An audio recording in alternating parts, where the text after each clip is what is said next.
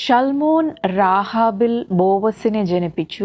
ബോവസ് റൂത്തിൽ ഒബേദിനെ ജനിപ്പിച്ചു.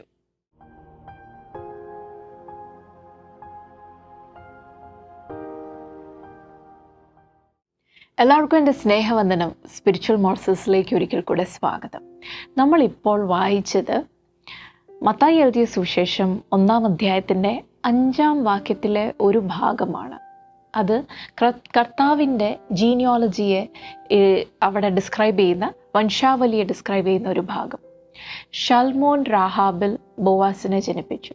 ബോവാസ് റൂത്തിൽ ഒബേദിനെ ജനിപ്പിച്ചു.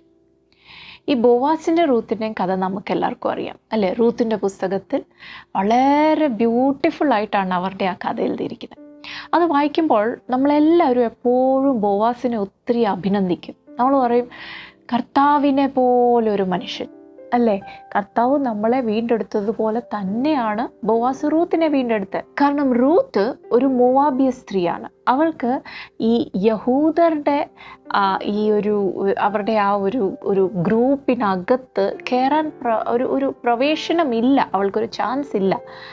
പക്ഷെങ്കിൽ അവളെ വീണ്ടെടുത്ത്, അവളെ റിഡീം ചെയ്ത്, അവളെ വിവാഹം കഴിച്ച ആ ബോവാസ് കാരണമാണ് അവൾ ഈ വംശാവലിയുടെ ഭാഗമായി തീർന്നത്. എൻ്റെ ചോദ്യം ഇതാണ്, എന്തുകൊണ്ടാണ് ബോവാസ് അങ്ങനെ ചെയ്തത്? ബോവാസിന് എങ്ങനെ ഇത്രയും ഒരു കരുണ കാണിക്കാൻ പറ്റി? അല്ലെങ്കിൽ ആ ഒരു കരുണ നിറഞ്ഞ ഹൃദയം, ആ കർത്താവിൻ്റെ ആ ദ ഷാഡോ ഓഫ് ക്രൈസ്റ്റ് എന്നൊക്കെ നമ്മൾ പറയുന്ന ആ ഒരു സ്വഭാവം ബോവാസിന് എവിടുന്ന് കിട്ടി? അവൻ്റെ അപ്പനിൽ നിന്നാണ് കിട്ടിയത്. ബോവാസിൻ്റെ പിതാവിൻ്റെ പേരായിരുന്നു സാമൻ, അല്ലെങ്കിൽ ഷൽമോൻ എന്ന് മലയാളം ബൈബിളിൽ പറയുന്നു. ആരായി ഷൽമോൻ? എനിക്കറിയത്തില്ല. ഷൽമോനെ കുറിച്ച് നമ്മൾ അധികം ഒന്നും എങ്ങും വായിക്കുന്നില്ല.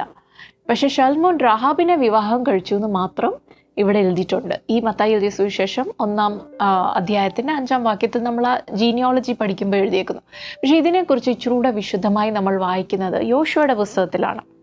യോശുവയുടെ പുസ്തകത്തിൽ നമുക്കറിയാം, ഇസ്രായേൽ മക്കൾ യോർദാൻ കടന്നതിന് ശേഷം അവർ ആ യെരിഹോ മതിൽ കണ്ട് ഭയപ്പെട്ടിങ്ങനെ നിൽക്കുക. അപ്പം യോശുവയും ഇസ്രായേൽ എല്ലാവരും കൂടെ അവർ 2 സ്പൈസിനെ, 2 ദേശം ഉറ്റു നോക്കുന്നവരെ അവരയച്ചു. അപ്പം ഇവർ 2 പേരും യെരിഹോയിൽ ചെന്നപ്പം ഇവരെ കൊല്ലാൻ പ്ലാനിട്ട് ആളിനെ അയച്ച ആളാണ് യെരിഹോയിലെ രാജാവ്. അപ്പം രാജാവ് ഇവരെ 2 പേരെയും കൊല്ലാൻ പ്ലാൻ ഇട്ടപ്പോൾ, അല്ലെ ആളിനെ അയച്ചപ്പോൾ, ആ രാജാവിൻ്റെ ആ പദ്ധതിയിൽ നിന്ന് അവരെ രക്ഷിച്ച ആളാണ് ഈ രാഹാബ്. ഒരു വേശ്യ സ്ത്രീയായിരുന്നു. യെരിഹോവിൻ്റെ മതിലിൻ്റെ മുകളിലായിരുന്നു ഈ സ്ത്രീ താമസിച്ചുകൊണ്ടിരുന്നത്. അപ്പോൾ ആ സ്ത്രീ ഇവരെ 2 പേരെയും രക്ഷപ്പെടുത്തി അവരോട് പറഞ്ഞ കാര്യങ്ങൾ നമ്മൾ യോശുവയുടെ പുസ്തകത്തിൽ വായിക്കുമ്പോൾ നമ്മൾ ശരിക്കും സർപ്രൈസായി പോകും. ആ സ്ത്രീയുടെ വിശ്വാസം. രാഹാബ് പറയുന്നത്, ഞങ്ങളുടെ ഹൃദയങ്ങളെല്ലാം മെൽറ്റായിപ്പോയി, ദൈവം നിങ്ങൾക്ക് വേണ്ടി ചെയ്ത, ദൈവം ചെങ്കടലിനെ പിളർന്നേതാ 40 വർഷം മുമ്പ് നടന്ന സംഭവം. അത് കേട്ടപ്പോൾ ഞങ്ങളുടെ ഹൃദയം എല്ലാം മെൽറ്റായി ഞങ്ങൾ ഇരിക്കുക. ആ സ്ത്രീക്ക് ഇസ്രായേൽ മക്കളെക്കാട്ടി കൂടുതൽ വിശ്വാസം ഉണ്ടായിരുന്നു. അപ്പോൾ ഇവർ പറഞ്ഞു, ഞങ്ങൾ നിന്നെ രക്ഷിക്കും. അപ്പോൾ യോശുവയുടെ പുസ്തകം 6-ാം അധ്യായത്തിൻ്റെ 22-ഉം 23-ഉം വാക്യങ്ങളിൽ അവിടെ പറയുന്ന കാര്യം, യോശുവ 22-ാം വാക്യത്തിൽ അവരോട്, ഈ 2 പേരോട് പറയാണ്, നിങ്ങൾ ആ സ്ത്രീയോട് വാഗ്ദത്തം ചെയ്തതുപോലെ തന്നെ പോയി അവളെയും അവളുടെ വീട്ടിലുള്ളവരെ എല്ലാവരെയും പുറത്ത് എടുത്തുകൊണ്ട് വരാൻ പറയുന്നു. അപ്പോൾ 23-ാം വാക്യത്തിൽ, so the young men who had done the spying went in and brought out Rahab, her father and mother and brothers and all who belong to her. അവൾക്കുള്ള എല്ലാവരെയും അവർ പുറത്തേക്ക് കൊണ്ടുവന്നു. എന്നിട്ട് പിന്നെ എന്താണ് ചെയ്യുന്നത്? They brought out her entire family and put them in a place outside the camp of Israel. അവളുടെ കുടുംബത്തെ മുഴുവനും അവർ രക്ഷിച്ച് അവിടുന്ന് പുറത്ത് കൊണ്ടുവന്നു. പക്ഷേ എന്താ ചെയ്യുന്നത്? ഇസ്രായേലിൻ്റെ പാളയത്തിന് പുറത്ത് അവരെ പാർപ്പിച്ചു. ഇസ്രായേലിൻ്റെ പാളയത്തിന് പുറത്ത്. പാളയത്തിനകത്ത് പ്രവേശിക്കാൻ അവൾക്ക് നിയമമില്ല. അവൾ ഒരു യഹൂദ സ്ത്രീ അല്ല, അവളൊരു വേശ്യ സ്ത്രീയാണ്, കനാന്യ സ്ത്രീയാണ്. അവൾക്ക് പാളയത്തിനകത്ത് കയറാൻ പറ്റത്തില്ല. അപ്പോൾ അവർ പിന്നെ യെരിഹോ പിടിച്ചടക്കി അവർ ഇസ്രായേൽ മക്കളെല്ലാം മുൻപോട്ട് ഇങ്ങനെ പോകുക. കുറച്ച് നാളുകൾ കഴിഞ്ഞപ്പോൾ ഈ സ്ത്രീ ഇപ്പോഴും എവിടെയാ? പാളയത്തിന് വെളിയിൽ ജീവനോടെ ഉണ്ട്. പക്ഷേ പാളയത്തിന് വെളി മനുഷ്യരുമായിട്ടൊരു ഇൻട്രാക്ഷൻ ഒന്നുമില്ല. അപ്പോൾ ഈ ശൽമോൻ എന്ന് പറയുന്ന മനുഷ്യൻ, അദ്ദേഹം ആരാന്നറിയത്തില്ല. ചിലർ പറയുന്നു ആ പോയ 2 സ്പൈസിൽ ഒരാളാന്നൊക്കെ ചിലർ വിശ്വസിക്കുന്നു. പക്ഷെ ആ മനുഷ്യൻ നോക്കിയപ്പോൾ ഇത് ശരിയല്ല, ഈ സ്ത്രീ കാരണമാണ് ഞങ്ങൾ മുഴുവനും രക്ഷപ്പെട്ടത്, പക്ഷേ ഈ സ്ത്രീ പാളയത്തിന് പുറത്താ, എന്തെങ്കിലും ചെയ്തേ പറ്റൂ.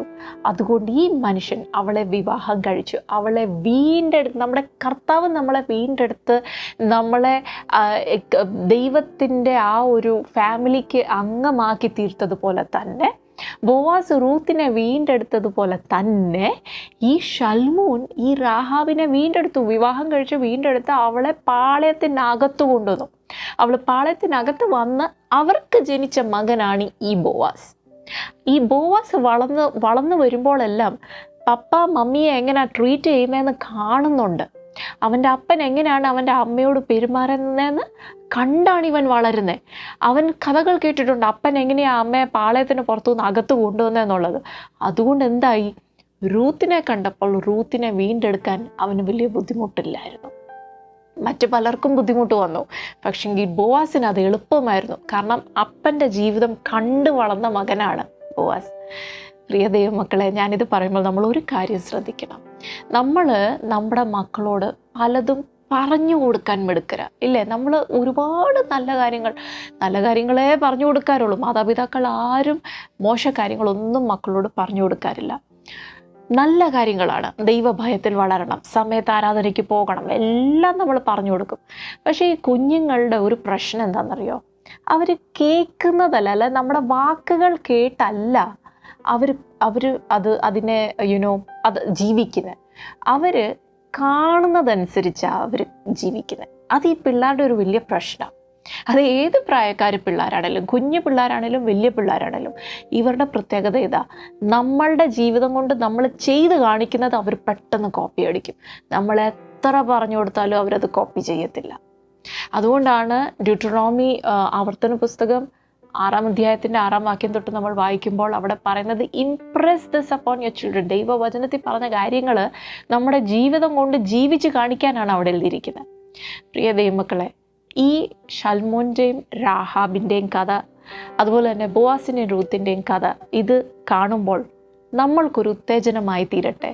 നമ്മുടെ കുഞ്ഞുങ്ങളെ നമ്മൾക്ക് ജീവിച്ചു കാണിക്കാം. ദൈവഭയം എന്തെന്ന് പറഞ്ഞു കാണിക്കല്ല, ജീവിച്ചു കാണിക്കാം.